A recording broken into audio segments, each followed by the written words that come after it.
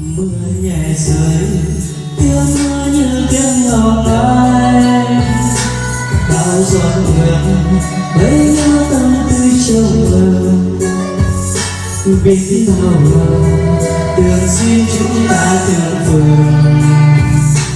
thì hãy xin quên điều em biết khi bắt đầu đời như đó em là giấc mơ hão huyền làm em phiêu du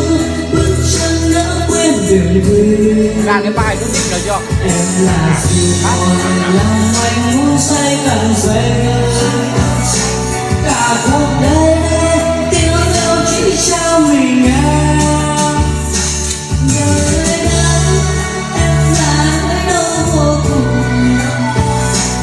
lệ anh tuôn rơi tháng năm đến đây càng vui em là kỷ niệm